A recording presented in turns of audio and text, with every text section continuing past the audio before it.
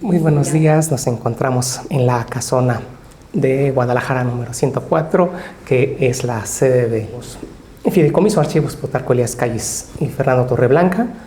Y en esta ocasión tenemos el honor de contar con la participación de Víctor Miguel Villanueva Hernández. Recientemente retomó sus investigaciones en el Fideicomiso y ha invertido una buena cantidad de tiempo en sus pesquisas. Víctor Manuel Villanueva Hernández es maestro en Ciencias Antropológicas por la Escuela Nacional de Antropología e Historia.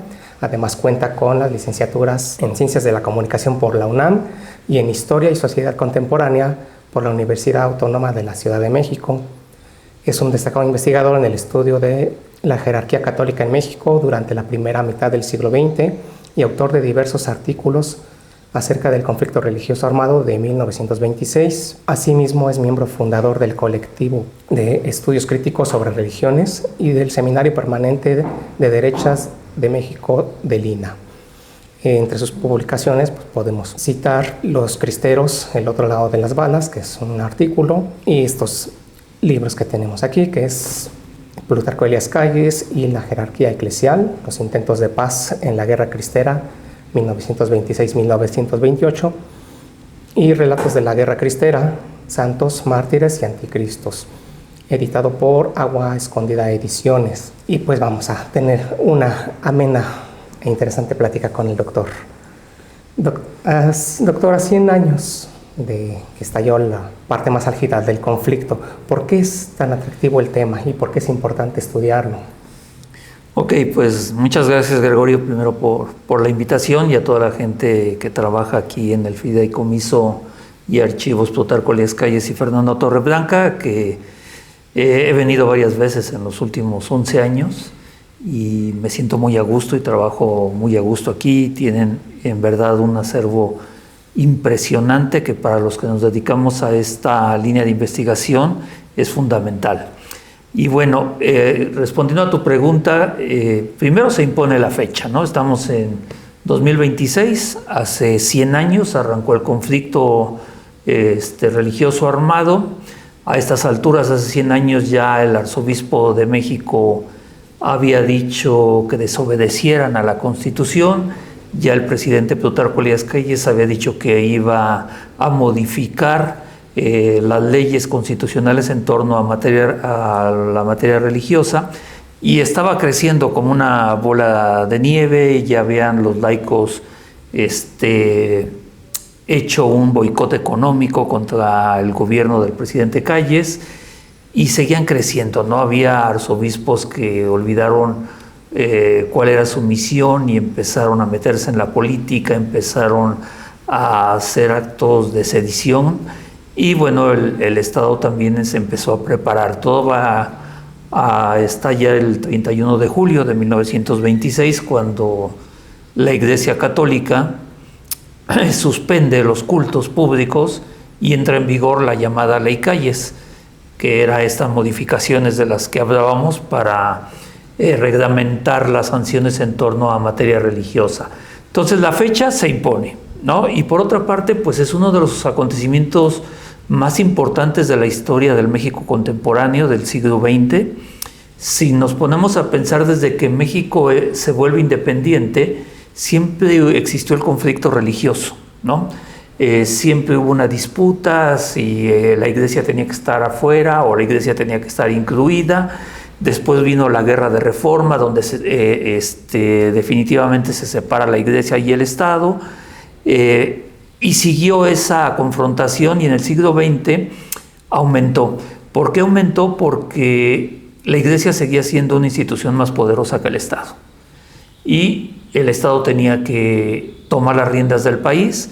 Habían ganado la Revolución de 1910, habían hecho una constitución nueva en 1917, habían pacificado al país en 1920 con Obregón, pero la Iglesia seguía teniendo un poder importante y el Estado no crecía.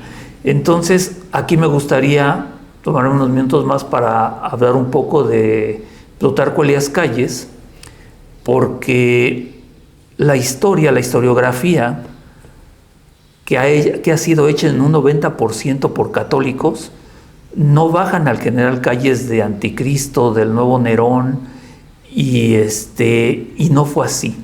Incluso hay un historiador, que no voy a decir su nombre, pero que es muy famoso, dice que desde niño él se robaba las limosnas y que era anticlerical desde entonces. Y la verdad es que no, la verdad es que Plutarco Elías Calles, como ha dicho un historiador de verdad, Alan Knight, era un estadista fuera de su tiempo, un adelantado. También nos ha dicho que los historiadores mexicanos le debemos una gran biografía a Plutarco Elías Calles porque fue un estadista adelantado a su tiempo. Y entonces él estaba viendo esa debilidad del Estado y su función era darle al Estado esa solidez en lo político, en lo social, en lo económico. Quizá la Iglesia le estorbaba, quizá no, pero sí hay que resaltar que la Iglesia leyó mal esta situación, desde mi punto de vista, esta situación de Calles, y prácticamente le declaró la guerra cuando le dice a los mexicanos, el arzobispo, no obedezcan la Constitución. O sea, ¿qué esperaba? ¿Que el presidente se cruzara de manos y que diga el presidente, ¿saben qué? Pues sí, lo que diga la Iglesia. Obviamente no. Luego las formas, pues sí las podemos criticar, pero sí tendríamos a 100 años, siguiendo con tu pregunta, ¿es tiempo suficiente como para empezar a ver la cristiada desde otro punto de vista, que han ocultado hasta el momento? Personalmente he tenido grandes discusiones con grandes académicos porque no les gusta que utilice yo la palabra ocultamiento, que ha estado oculto la parte de los cristeros. A los cristeros todo lo hicieron bien, son héroes, son mártires, y el ejército es el asesino, el que derramó la sangre, ¿no? También por eso, a lo que decías en la presentación, quise escribir un artículo que se llama El otro lado de las balas, donde a partir de puros documentos oficiales de Sedena nos damos cuenta que los cristeros eran igual que el Ejército Federal. También quemaron casas, también quemaron palacios municipales, incendiaron trenes con gente adentro, derribaron vías de comunicación, secuestros express, asaltos a pueblos, fusilamientos a quien no le prestaba dinero para seguir. Entonces me dicen, es que eso no es ocultamiento, no es importante. No, sí es ocultamiento, porque tenemos que ver los dos puntos, los dos extremos, creo yo. Y eso es lo que he estado defendiendo en los últimos años. Y esta estancia postdoctoral que estoy haciendo en la Universidad Autónoma de la Ciudad de México tiene desde el 2023 y va a durar hasta el 2029 mostrar ese otro lado. Mostrar que sí hubo abusos del Ejército Federal, pero también del lado cristero, porque están en una guerra. Pero es obvio, pero insisto, el problema es que la historiografía lo ha ocultado. Claro, esto es muy importante porque son dos actores con capacidad bélica y que no escatiman ni dudan en utilizarla. Así es. Para vencer al contrario. Doctor, usted acaba de mencionar dos aspectos muy importantes. Uno es la actitud rebelde, porque pues, esa es la situación al desconocer la Constitución, y por otro lado el proyecto sin ánimos de excusar a nadie, pero pues, es el proyecto, la visión de Estado de un personaje, en este caso el general Calles. Y pues hay que aclarar varios puntos, porque incluso hace unos días yo escuché que todavía se maneja de parte de miembros de la jerarquía católica, me parece que fue el titular de una arquidiócesis en Chiapas, que hablan de persecución religiosa. Hubo una persecución religiosa, y con esto que nos ha dicho, pues parece que no. Hay que aclarar ese punto. Hubo una persecución religiosa, es tampoco innegable. De hecho, mi nuevo libro que está en la imprenta se llama La supervivencia de la Arquidiócesis de México, la persecución del ejército constitucionalista. Es decir, desde 1914 a 1917 hubo una persecución, porque para el ejército de Venustiano Carranza José Mora y del Río, arzobispo de México, era el sostenedor de Victoriano Huerta y fue uno de los autores intelectuales del magnicidio de Francisco I. Madero y de José María Pino Suárez. Y para Carranza y sus generales, algunos, no todos, el clero había hecho el atentado contra Madero y había sostenido a Victoriano Huerta. Entonces, obviamente, hay una persecución innegable. Cuando llegan en 1917 y triunfan y hacen la Constitución, esa persecución se vuelve legal porque la plasman en leyes y la aplican. Confiscación de bienes, templos que vemos en el centro que por fuera son hermosos, por ejemplo la librería Miguel Lerdo de Tejada. Es un edificio hermosísimo, es una iglesia, pero uno entra y es una biblioteca. Ese es uno de los tantos recintos. Fuera del metro Tacuba hay otra iglesia, me parece de Corpus Christi, que es hermosísima por fuera y es la biblioteca del Palacio Legislativo, que son muestras de que sí hubo esa persecución y sí hubo esa confiscación y sí les pedían cuentas, porque estaba en la Constitución, que se dice que es una Constitución anticlerical, posiblemente, pero sí existía una persecución legal, podemos decir, legal entre comillas, porque estaba en la Constitución. Ahora, cuando Calles asume Obregón, por ejemplo, del 20 al 24, no hizo nada en contra de la iglesia. Nada. Salvo la expulsión del delegado apostólico que declaró a Cristo Rey de México. Volvemos a lo mismo, ni modo que el presidente se cruzara de brazos al escuchar que dice el delegado apostólico, es decir, el representante del Vaticano, se le ocurre decir que Cristo es el Rey de México. Obviamente Obregón tenía que expulsarlo del país, aplicarle el famoso 33, ¿no? Fuera de eso, Obregón se llevó bien con la iglesia. Cuando llega Calles, aquí en este libro precisamente yo hago un estudio sobre desde que lo nombran candidato a la presidencia y él no toca el tema religioso. No lo toma ni en su discurso de aceptación de la candidatura ni en sus primeros discursos. Esos documentos están aquí, por cierto. No toca para nada el conflicto religioso. Es hasta que alguien le pregunta y la respuesta de Calles es: somos un país democrático y república, hay libertad de creencias. Cualquiera puede creer en lo que quiera. Pero si la iglesia empieza a hostigar al Estado, obviamente que va a haber una respuesta.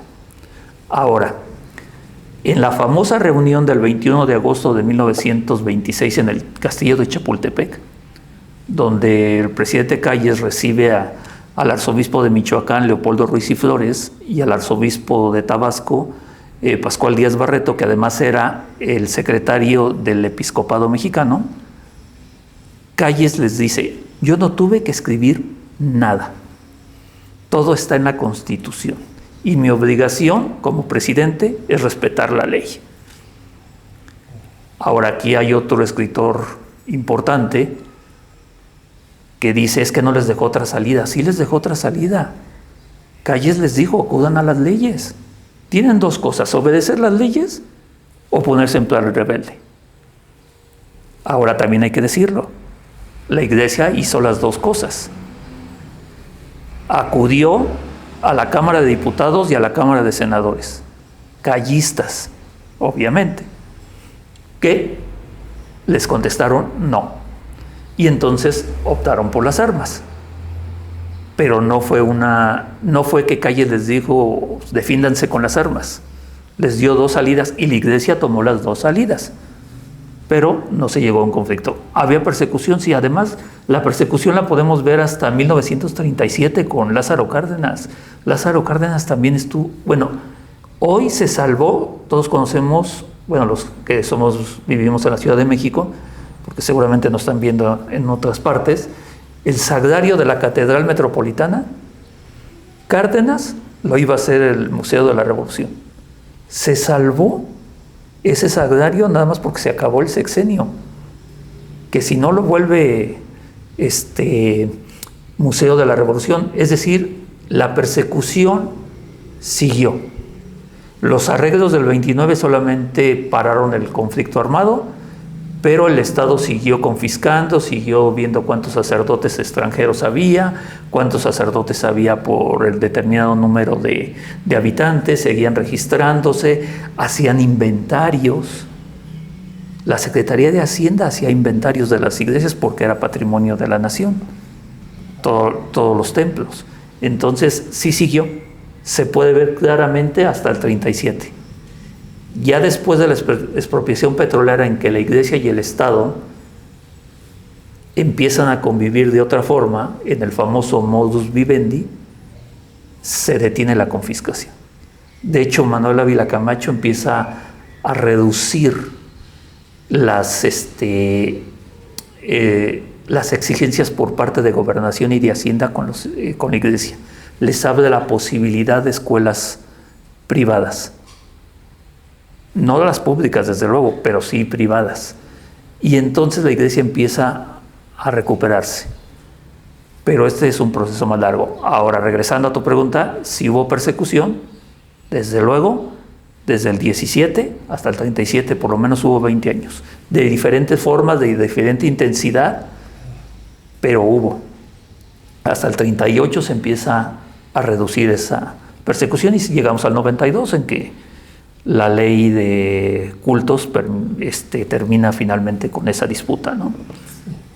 Definitivamente el general Calles imprime su sello personal, su forma de entender la vida, la política, en este periodo que pues sí es el más álgido, sin duda, pero como bien lo aclara, hay un antecedente y posterior al tiempo en que está el general Calles en la presidencia, que se presentan estos problemas con la Iglesia, que además no solamente es un tema de confrontación con la Iglesia, o sea, uno revisa el proyecto y la forma en que conduce su política el general Calles durante esos 4 años, y con la misma dureza la aplica en otros aspectos.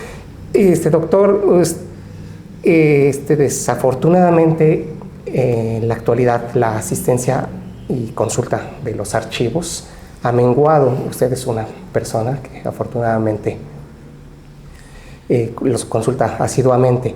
¿Qué importancia ve usted en contar con fuentes documentales para escribir estos temas, estos puntos que usted aborda en sus obras, sin duda en sus clases, y para aclarar muchos de estos malentendidos o distorsiones que se han dado al respecto?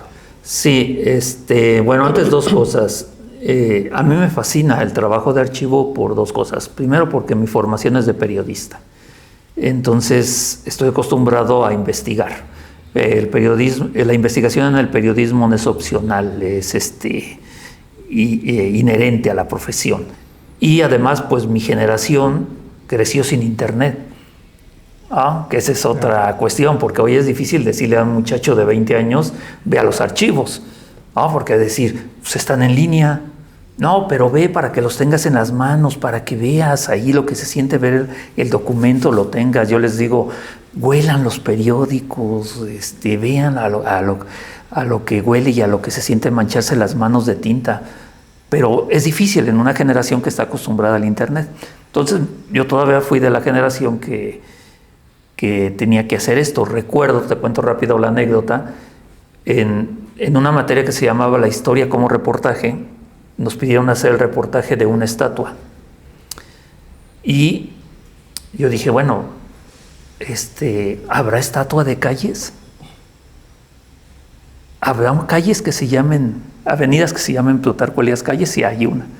Pero una estatua, la única que hay, está dentro de la sede del PRI. Y de espaldas a la vía pública. Entonces eso me llamó la atención cuando yo tenía 20 años. Y dije, ¿por qué? Y se empieza a investigar. Y entré a los archivos del PRI. Y descubrí quién había mandado a hacer, por qué estaba así, cuánto medía, todo.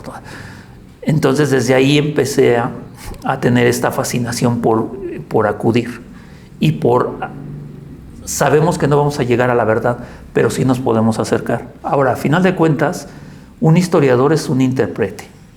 Y tú y yo podemos ver el mismo documento y tú vas a ver otras cosas a las que yo vea. Entonces, por eso es importante tener el documento, conocerlo, tenerlo en tus manos, calibrar y decir, cómo pensaban el autor del texto, cuál era el contexto en donde están escribiendo, qué estaba pasando en el país para que escriban así, o en qué momento estaba la negociación. Por ejemplo, en este libro vemos cómo Pascual Díaz Barreto, al inicio del conflicto, el obispo de Tabasco, era muy radical, muy radical. Pero cuando empieza el conflicto, empieza a modificar su conducta. Y para 1927 el Vaticano lo nombra intermediario oficial.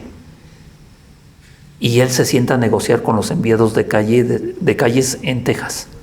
Y finalmente es el que consuma los arreglos. Entonces vemos al mismo personaje cómo cambia de postura en los 3 años. Y el historiador tiene que saber entender y poder explicar el documento. El doctor Pedro Quintino decía, el documento no habla. Nosotros tenemos que hacer que hable. El documento está ahí y tiene letras y tiene palabras, pero el historiador es el que lo tiene que interpretar y hacer que hable. Ahora, obviamente, cada historiador tiene una formación diferente, ¿no?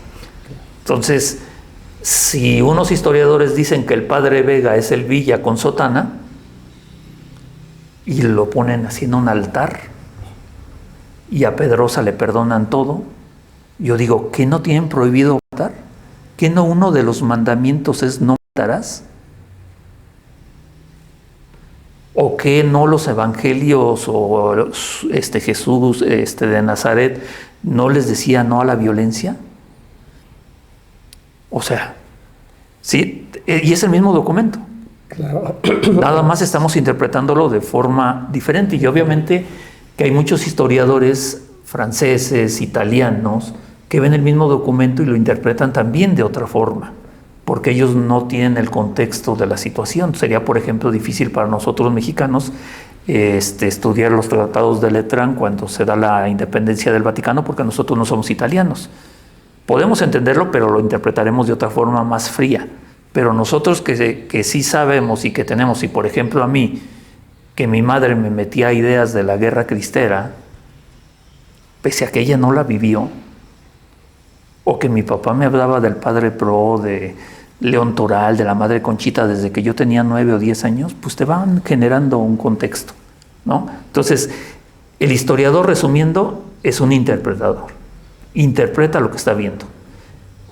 Ahora, como científico, lo que tiene que hacer es citar el texto y aclarar, no, esto está aquí, está escrito por tal, para poder sustentar su análisis. Eso es fundamental.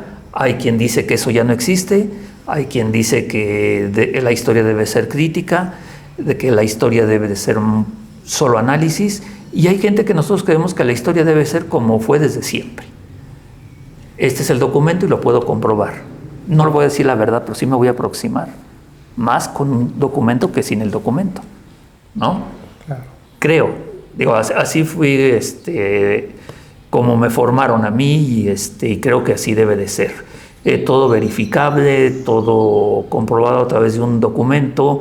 Si por ejemplo, el día del asalto al tren de Guadalajara, donde muere mucha gente, y yo leo un documento del general Calles, donde en verdad se ve que está dolido por lo que pasó, incluso avergonzado, y le escribe a Joaquín Amaro y le dice, somos la vergüenza, nosotros somos los que tenemos que dar paz a este país y acaba de suceder eso.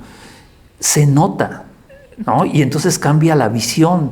No es el tipo que agarró y dijo, hagan y destruyanlos y mátanos. De hecho, fue Amaro el que dijo, les doy 48 horas para que abandonen los altos o los bombardeo. Claro, y se adquiere armamento para... Sí, entonces ahí uno ve los dos documentos escritos el mismo día.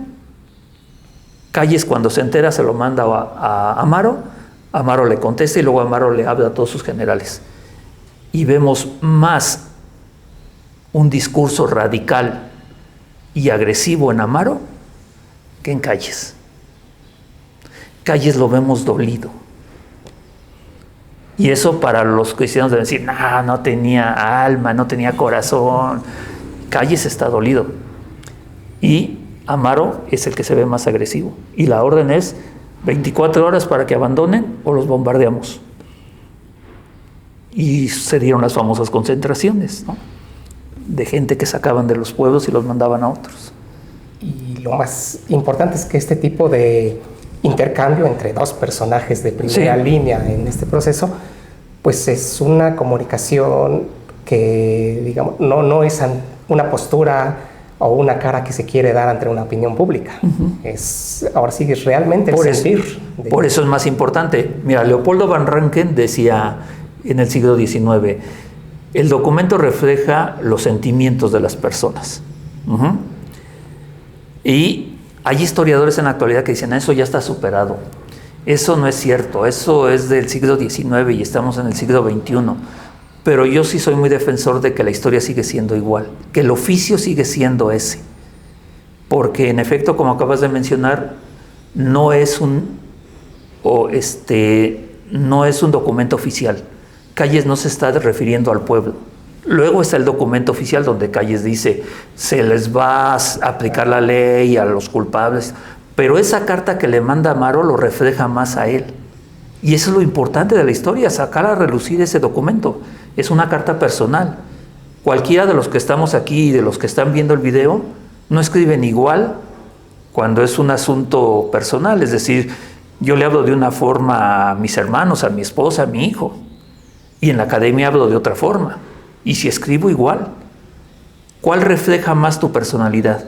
El documento personal. Y entonces ahí nosotros como historiadores lo que hacemos es retomar ese documento que es más importante que el oficial. Porque, otra vez, obvio, ¿qué va a responder el presidente cuando le queman un tren con 50 personas adentro vivas?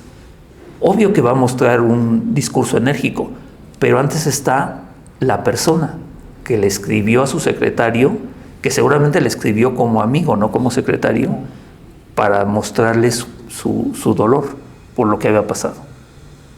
Eso es importante, desde luego. Se tiene que rescatar, desde luego. Cierta vulnerabilidad, ¿no? Reconoce claro.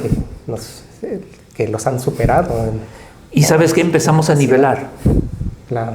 No es tomar partido, como me han dicho también. No es tomar partido, es nivelar. Porque estamos acostumbrados a ver a los cristeros aquí y al Estado aquí. Y es nivelar. Creo que eso yo lo asumo como mi función. He tenido muchos problemas, voy a tener más ahora que venga el centenario, porque pues obviamente a los católicos, a los fieles y a los historiadores procatólicos no les gusta que hablen de eso. No les gusta que alguien se dedique a hablar de Calles. No les molesta que digan el otro lado de las balas. ¿Cuál otro lado? Si ellos eran los que mataban. No hubo sacerdotes en el conflicto religioso. Se los prohibió el Papa. Es que se contrapone a la narrativa que han construido durante... Sí, porque el documento oficial es no intervengan. Pero si vemos los archivos de Sedena, que yo ya los vi entre el 23 y el 24, y hice otro artículo para una universidad italiana, descubrí a 20 sacerdotes con nombre y apellido y lo que hacían, y están en los archivos de Sedena. Obviamente, otra vez es una subjetividad porque son los militares los que están escribiendo, pero cuando de repente encuentras el nombre de un sacerdote repetido en documentos como en 10 o 15 telegramas, es que sí es muy probable que sí participó. Y entonces en ese artículo empiezo a narrar estos 20 sacerdotes y su intervención, que no era solamente de acompañantes. Sí daban misas clandestinas, porque la ley tiene prohibido hacer misas fuera de los templos, ¿no?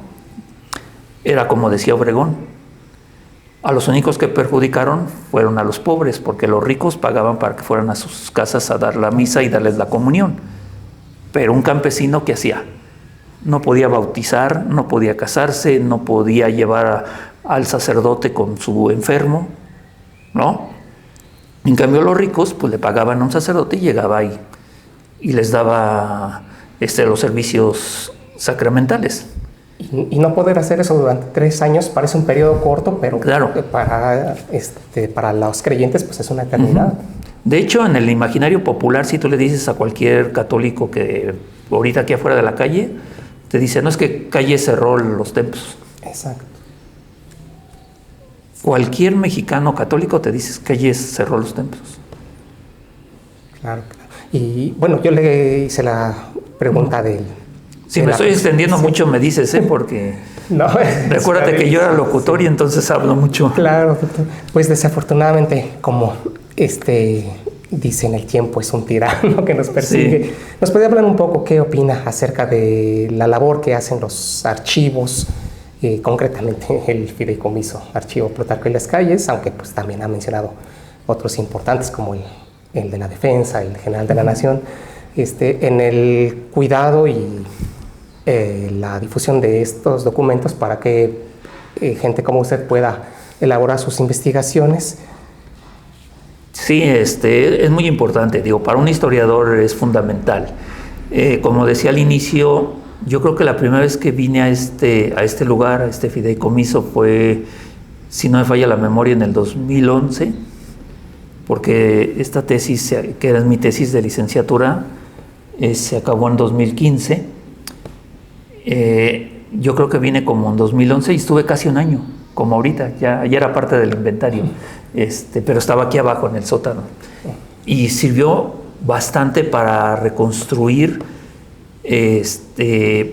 todas estas negociaciones, porque también se tenía la idea de que estalló la guerra y hasta el 29 alguien se sentó a negociar, y no, desde antes de que empezara el 31 de julio, ya Calles y Díaz Barreto ya intercambiaron cartas para ver qué hacían.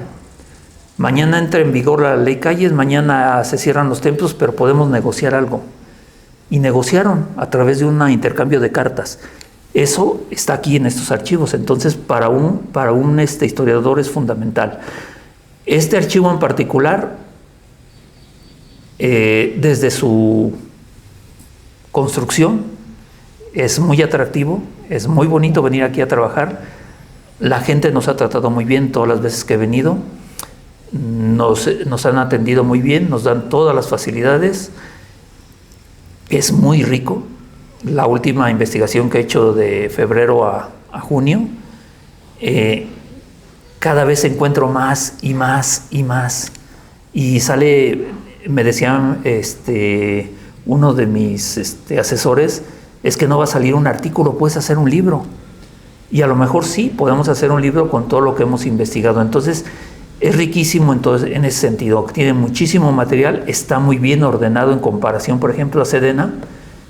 Perdón que hable por los de Sedena. También es muy bueno, pero está muy mal organizado, debo de decirlo. Entonces, un día te prestan y al otro día resulta que es otro militar. Y ese militar no sabe qué estabas investigando. Y le dices, y hasta le tomas foto, y le dices, este es el folder que estoy viendo. No, pues quién sabe dónde esté. Pero le presto otro porque quién sabe dónde esté. Y así. Y al otro día vas y ya hay otro militar. Entonces es difícil, pero es excelente. Además ahí lo importante es que no tiene límite de tiempo. Y que nos dejan tomar fotografías que quieran y todo. Claro. El archivo del Arzobispado de México también es excelente. También la gente atiende muy bien. Ahí creo yo, o mi experiencia me dice que te ocultan documentos. Y hasta que ven que vas continuamente, entonces te dicen, me pasó. ¿Qué cree? Encontré esta caja, a lo mejor le puede servir. Y la ves desde arriba y dices, wow, esto era lo que estaba buscando. Aquí está todo, aquí ya acabé mi tesis, ya. Porque te dan una caja así llena de cartas, no de documentos oficiales, sino de cartas. Para mi tesis doctoral encontré casi 120 cartas entre el arzobispo Leopoldo Ruiz y Flores y Luis María Martínez, donde hablan de cómo negociar con Cárdenas. para lograr un entendimiento. Y no es ningún documento oficial. Son cartas que se mandaban entre ellos. Y de pronto lo encontraron, porque seguramente han de haber dicho, bueno, si viene todos los días, hay que ayudarlo, ¿no? Hace rato hablaba de la biblioteca Miguel Lerdo de Tejada, también muy buena, con mucha información. Aquí, insisto, el trato es desde la gente que te recibe en la puerta, salvo el perrito que siempre se me avienta, pero siempre me han tratado muy bien. Quizás lo único es que los enchufes están muy abajo. Y entonces gente de mi edad nos cuesta trabajo hincarnos para poder conectarnos. Entonces sí es mucho el trabajo. Pero nuestro trabajo lo hacemos estupendamente, en un gran ambiente, el silencio en lo que podemos trabajar, todo muy bien. Se trabaja muy bien, estoy muy lejos. Vengo desde más allá de Ciudad Universitaria, y luego mi escuela también me queda muy lejos, pero vengo gustoso. Siempre he venido gustoso aquí porque sé que son 4 horas en donde voy a trabajar con documentos muy importantes, y que mi investigación va por buen camino, que es lo importante, ¿no? Y luego, bueno, de hecho, el segundo semestre de este año será escribir y escribir y escribir para ver qué sale, ¿no? Muy bien. Pues para cerrar con broche de oro, doctor, ¿nos podría hablar brevemente del proceso creativo de sus libros y cómo puede la gente acceder a ellos? Sí. Y bueno, y a otras fuentes en donde usted escribe, porque como platicaba hace poco, también escribe un blog, que es una muy buena idea para llegar a un público más amplio. ¿Cómo puede la gente? Bueno, el blog fue porque en 2009, que es otra historia, nos dejaron sin trabajo a la gente que trabajábamos en Monitor, y pues fue cuando me metí a estudiar una segunda carrera, que fue la de historia, y al mismo tiempo, para no perder, porque nunca lo pierdes, esa ansiedad por escribir, esa necesidad por escribir, empecé a hacer un blog donde estaban mis 2 pasiones, que eran los deportes y la guerra cristera. Entonces empecé a hacer ese blog, que creció en 5 años mucho. Un amigo periodista me dijo, ordena todas las historias de fútbol y hacemos un libro. Y otro me dijo, haz lo mismo, junta todas las historias de los cristeros y editamos un libro, que es este. Entonces el blog se llama entreveroblogspot.com.mx y es la recopilación de 20 historias. Hay más, pero yo elegí nada más 20, las que se me hicieron más atractivas. Por ejemplo, aquí viene la historia de que José de León Toral, el asesino material de Álvaro Obregón, jugó en el América. Hay una historia muy simpática. El día que se cierran los templos, uno puede imaginar que la historia empieza el conflicto religioso, ¿no? Y en el Excelsior salió una historia fantástica. Intentan asesinar al general Calles, complot para asesinar al general Calles. Y ahí viene una historia de una gente que se infiltró con Soledad Lemus, que era la que la iba a matar a Calles ese día.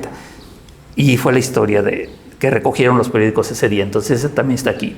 Un mexicano intentó matar a un papa en el Vaticano. También está aquí la historia. ¿Qué pasó con la madre Conchita cuando se fue y cuando salió? Sí. Cuando fusilan a los autores del atentado contra el general Obregón, es una gran manifestación de apoyo al padre Pro, a su hermano Humberto, pero sobre todo a Juan Tirado, que era el más humilde de todos, porque a los demás los enterraron en el Panteón Francés y en tumbas que tenía la mitra, pero a Juan Tirado a un panteón popular. Entonces muchas historias están aquí. Cuando llegó Obregón, cuando ganó la elección y llegó aquí, que le hicieron un banquete monstruo, como decían los periódicos. Cuando Calles es expulsado por Lázaro Cárdenas, y la muerte de Calles. Yo vivo en el Ajusco y ahorita que elogiaba vi que hay un apartado. Sí, los cristeros del Ajusco, sí. que no hemos podido investigar más. Por ejemplo, ese es un tema muy interesante y poco estudiado. ¿Qué pasó en la Ciudad de México? Y lo único que hemos encontrado es lo de la Jusco. No hemos encontrado, por eso te solicitaba hace unos días del general que estaba en la Ciudad de México a ver si aparecía algo. Pero al parecer la Ciudad de México solo servía para abastecer armas y alimentos, pero no hubo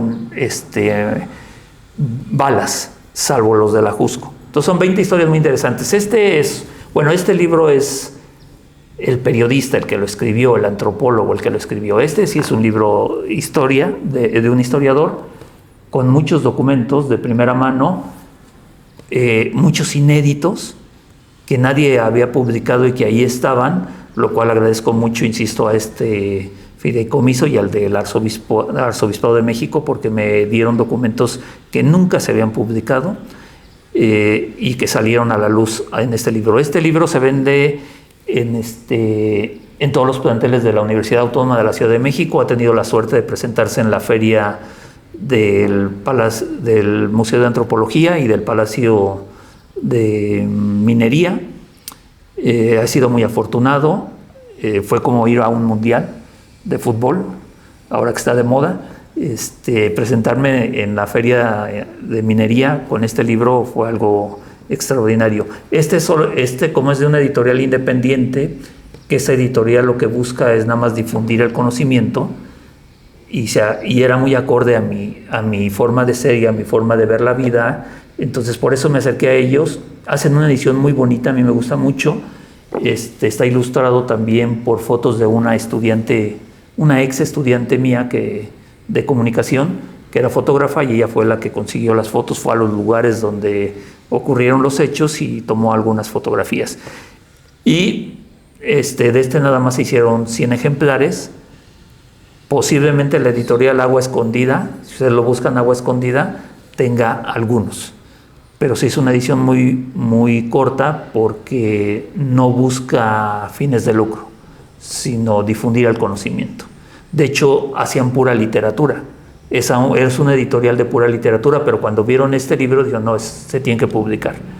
Y afortunadamente lo publicaron y salieron casi gemelos en marzo y en febrero y en marzo del 2023. Y está otro en imprenta, que esperemos que ya salga, pero se tarda, la imprenta se tarda, o uno es muy ansioso y ya lo quiere ver. Porque ya salió en versión digital, pero uno, insisto, lo de la generación, le gusta tener el papel, ¿no? Sí, definitivamente la experiencia de tener un libro impreso es para un especialista en conflictos Estado-Iglesia, los dos son muy interesantes. Insisto, este es para para especialistas. Este es más para un público general. Para un público que no le interesa tanto el conflicto religioso, pero dice, bueno, el vecino de Obregón jugaba en el América, o sea, ¿de qué estamos hablando, no? O sea, y además hay otro capítulo donde expongo las semejanzas entre el asesinato de Obregón y las de Colosio, que son muy parecidas. Incluso cuando matan a Obregón está el limoncito, cuando matan a Colosio está la culebra, el balazo, el reporte oficial. Entonces así es también muy curioso.